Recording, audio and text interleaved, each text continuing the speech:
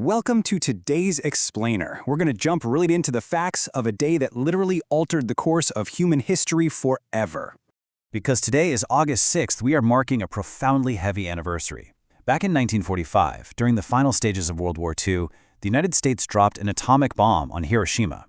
This was the very first time a nuclear weapon was ever used in war. So let's break down exactly how this happened.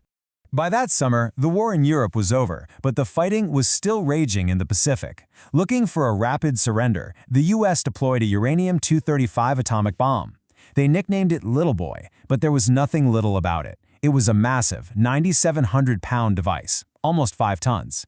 It was loaded into a B-29 bomber called the Enola Gay, and it took off in the early morning hours of August 6th. At exactly 8:15 a.m., the bomb was dropped. Now, you might be wondering, why Hiroshima? Well, it was a major military and transportation hub, but more importantly, it had been mostly untouched by previous bombing raids. The military wanted a totally intact city so they could clearly measure the sheer destructive force of this new weapon. Here's something you might not know. The bomb actually didn't hit the ground. It was designed to detonate exactly 600 meters, so about 1,900 feet, straight up in the air. Doing an airburst like this intentionally maximizes the destruction over a much wider area. The instant it went off, there was a blinding flash, followed by heat so extreme that temperatures hit several thousand degrees Celsius in just a fraction of a second. The physical devastation was just absolute.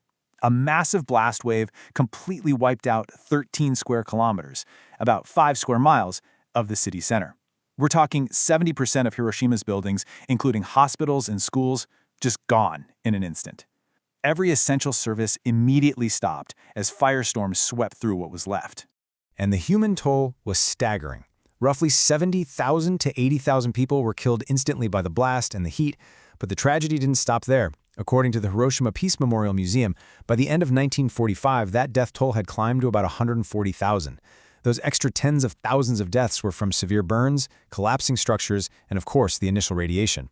The suffering extended way past that first day. The survivors, known in Japan as the Hibakusha, faced a totally unimaginable aftermath. They didn't just survive a bomb, they were forced to live with lifelong physical illnesses, deep psychological trauma, and incredibly, a wave of social discrimination in the years that followed. Because unlike conventional bombs, atomic weapons leave behind an invisible, deadly threat, massive amounts of ionizing radiation. For the Hibakusha, this exposure caused huge spikes in leukemia, cataracts, and various other cancers. Their decades of suffering actually formed the baseline for what modern science knows today about how radiation impacts the human body. After Hiroshima, the end of World War II played out incredibly fast. Just 3 days later, on August 9th, a second bomb hit Nagasaki. By August 15th, Emperor Hirohito announced Japan would surrender, and the formal paperwork was signed on September 2nd, finally ending the war.